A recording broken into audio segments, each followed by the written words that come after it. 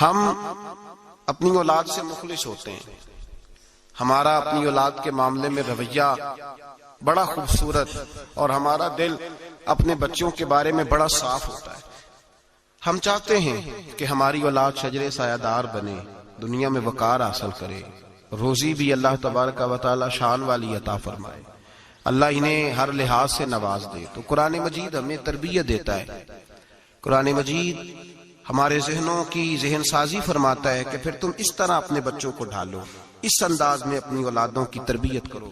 اللہ تبارک و تعالی نے ارشاد فرمایا وَإِذْ قَالَ لُقْمَانُ لِابْنِهِ، جب حضرت لقمان نے اپنے بیٹے سے کہا وَهُوَ يَعِظُهُ، اور وہ اپنے بیٹے کو نصیحت کر رہے تھے. سب سے پہلے انداز کیا اختیار فرمایا؟ یا بنیا، اے میرے بیٹے. لفظوں میں حسن دیکھیے، اے میرے. ہمیں جب اپنی اولاد سے ناراضگی ہوتی ہے تو ہم ایک خطبہ پڑھتے ہیں، اس خطبے میں اپنی نیکیاں اور اولاد کی نالائکیاں گنواتے ہیں، سمجھانے کا انداز اختیار نہیں کرتے جاہو جلال میں. اور بعض اوقات معاذ اللہ تعالیٰ کچھ ایسے بھی لوگ ہوتے ہیں جو گالی بھی دیتے ہیں، سخت سست بھی کہتے ہیں، لفظوں کی حرمت کا پاس نہیں کرتے، اور وہ خطبہ وہ آدھے گھنٹے کا ہو، 25 منٹ کا ہو، وہ دے کے ہم نکل جاتے ہیں، ہمیں بڑا ستایا ہے تم نے. لیکن ہم کسی موقع پر بھی اس پھول کو جڑی بوٹی سے علیحدہ کرنے کی کوشش نہیں کرتے. ہم جو انداز ہونا چاہیے وہ انداز ہم اختیار. کب ایسا ہوا ہے کہ ہم نے بچے کو بلایا ہو، اس کو اپنی شفقت کی چادر کے نیچے بٹھایا ہو، پھر اس کو ہم نے نصیحت کی ہو؟ اور اگر ہم کبھی نصیحت کرتے بھی ہیں تو وہ دنیا داری کی نصیحت ہے، وہ مال دولت جمع کرنے کی نصیحت ہے، وہ زمانے میں اونچا مقام پانے کی نصیحت ہے. حضرت لقمان اپنے بیٹے کو نصیحت کرتے ہیں تو کہتے ہیں یا بنیا، او میرے بیٹے کا لفظ حسین جملہ. اللہ کے رسول صلی اللہ علیہ وسلم نے فرمایا اکریموا اولادکم، اپنی اولاد کی عزت کیا کرو. اپنی اولاد کی ذرا بول کے بتائیے گا، اولاد کی کس کی؟ کون عزت کرے؟ ماں باپ کس کی عزت کریں؟ بیٹا جی کہہ کے پکارو، میرا بیٹا کہہ کے پکارو، ان کو وقار دو، ان کو عزت دو. اولاد کے لیے تو خیر اصول ہے کہ اولاد عزت کرے گی، اس کے لیے تو کہہ دیا کہ ماں باپ جنت بھی ہیں تیری دوزخ بھی ہیں. لیکن ماں باپ کو بھی حکم ہے کہ بچوں کے لیے اعزاز کے جملے استعمال کرے. ہمہ وقت کا ڈانٹنا، ہمہ وقت کی تلخی یہ مناسب نہیں ہے. ان کے لیے عزت کے جملے استعمال کرے. یا بنیا، اے میرے بیٹے. پہلا درس کیا دیا؟ فرمایا لا تشرک باللہ، بیٹے اللہ کے ساتھ شرک نہ کرنا. کیوں؟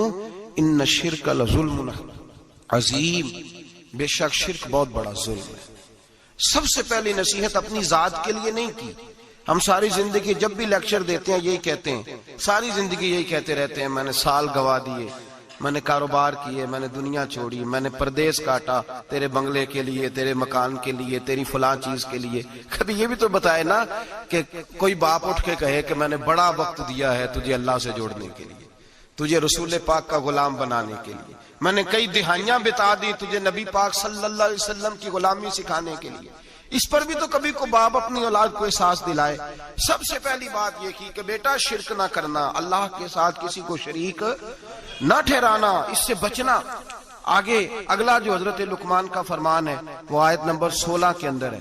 یہاں شرک کی بات کی، میں تھوڑی اس کی تفصیل عرض کروں گا اپنی بساط کے مطابق، لیکن پہلے آیات سماعت کر لیجئے، ان کا سادہ ترجمہ سمجھ لیجئے تاکہ آپ کے حاشیہ خیال میں عنوان آ جائے. سب سے پہلے کہا شرک نہیں کرنا، پھر اس کے بعد کہا سورہ لقمان کی آیت نمبر 16 میں ارشاد فرمایا یا بنیا، اے میرے بیٹے، انہا ان تکو مثقال حبۃ من خردل، اے بیٹے اگر تو اتنی برائی بھی کرے جتنا کہ ایک رائی کا دانہ ہوتا ہے. رائی کا جو دانہ ہوتا ہے وہ چھاؤں میں رکھیں تو نظر نہیں آتا، وہ سورج کی روشنی میں نظر آئے گا. اگر چھاؤں میں دیکھنا ہوگا تو آپ کو لائٹیں جلانی پڑے گی.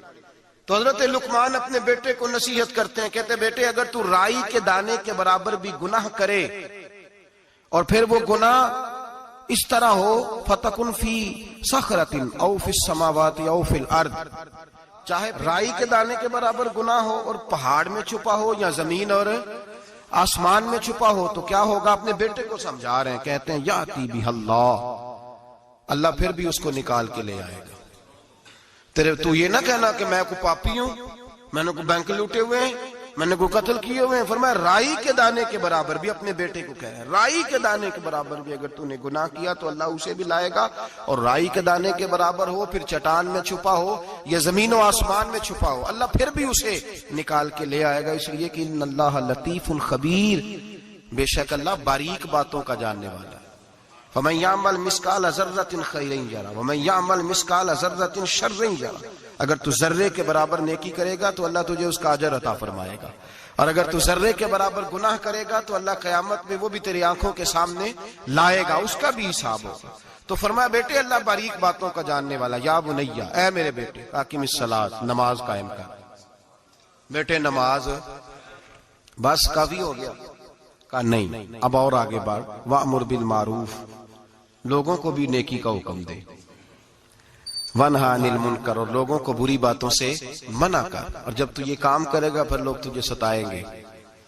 हो ही नहीं सकता कोई हक बात करे और लोग उस पे तानो तशनी न करे, ये हो ही नहीं सकता, ये मुमकिन ही नहीं। फरमाया जब तू नेकी का हुक्म देगा और बुराई से रोकेगा तो फिर क्या होगा, तेरे ऊपर मुसीबत आएगी। अब तूने क्या करना है? फिर तूने उस आने वाली मुसीबत पर सब्र करना है। बेशक ये बड़ी हिम्मत के काम है, ये बड़ी दनाई का काम है, दिलेरी का काम है, इतना आसान है ही नहीं, बड़े हौसले का काम है। जिसे जिंदगी हो प्यारी वो यहीं से लौट जाए, मेरे काफिले में शामिल कोई कम ज़रफ नहीं है। ये हिम्मत का काम है, आसान है ही नहीं। आगे क्या इरशाद फरमाया, बड़ी मेरा दिल करता है बड़ी तवज्जो से सुने इन आयात को। बड़ी क्या आगे तरतीब क्या लगाई है। हजरत जनाब सैयदना लुकमान क्या कहते हैं, नमाज पढ़, दूसरों को नेकी का बुराई से मना कर, और ये जब तेरे ऊपर इन कामों की वजह से मुसीबत आए तो उस पर इसलिए कि ये जो काम है ना अज़्मिल उमूर, ये बड़ी हिम्मत के काम है। बस करूं अब्बा जी? फरमाया नहीं और भी कुछ कर। क्या? आयत नंबर 18 फरमाया वला तुसग़िर खद्दक लिन्नास, अपना मुंह टेढ़ा कर करके लोगों से बात ना किया कर, रुखसार मोड़ मोड़ के लोगों से बात ना। वला तमशी फिल अर्दि मरहा, और जमीन पे अकड़ अकड़ के ना चल। इन्नल्लाह ला युहिब्बु कुल्ल मुख्तालिन फखूर, बेशक अल्लाह को अकड़ने वाला, फख्र करने वाला पसंद अल्लाह ला युहिब्बु, अल्लाह उससे मोहब्बत ही नहीं करता, अल्लाह रहमत ही नहीं करता जो अकड़ अकड़ के चले। इस तरह ना कर। तो फिर क्या करूं?